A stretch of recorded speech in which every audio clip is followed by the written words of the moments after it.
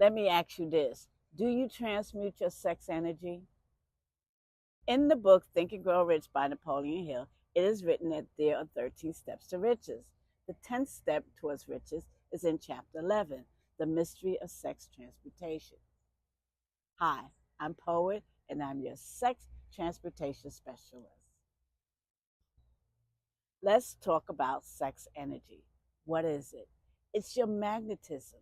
People who lack sex energy will never become enthusiastic nor inspire others with enthusiasm.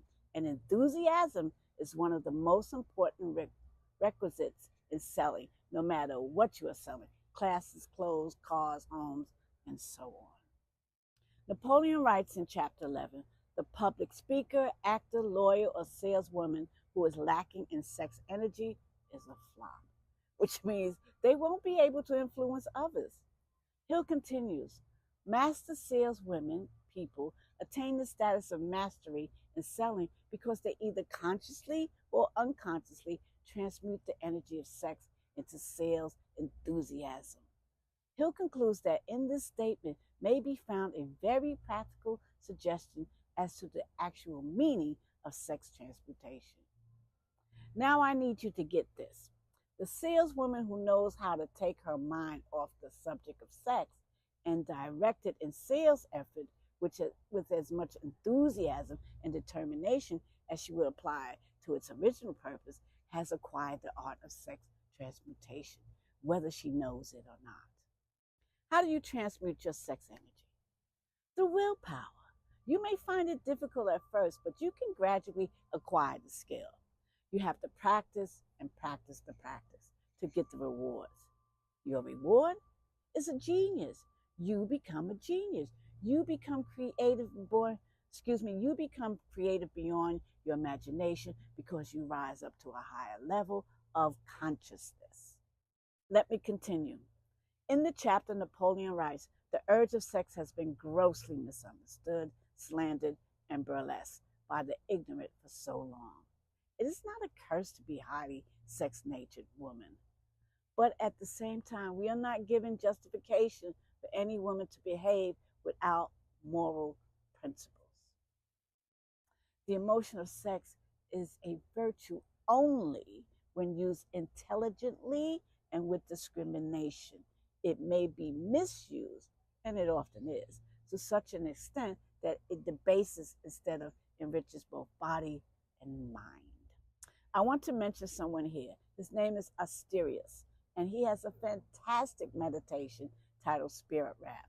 It's on YouTube.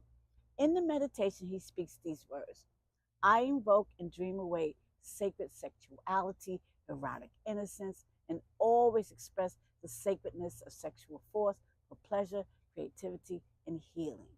You now know that sex energy can be used for pleasure and creativity. You have to learn the willpower to manage it.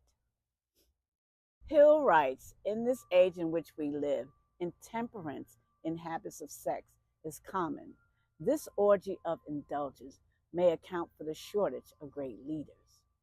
He continues, every intelligent person knows that stimulation in excess through alcoholic drink and narcotics is a form of intemperance which destroys the vital organs of the body, including the brain.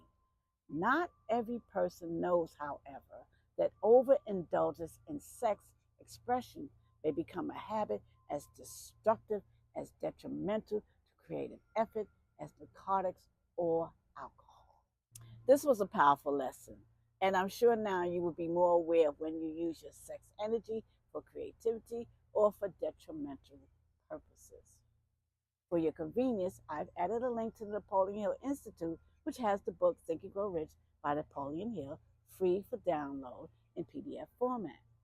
Check out chapter 11, and remember this, what I'm talking about, I reworded chapter 11 so that it's more inclusive to women, specifically for women.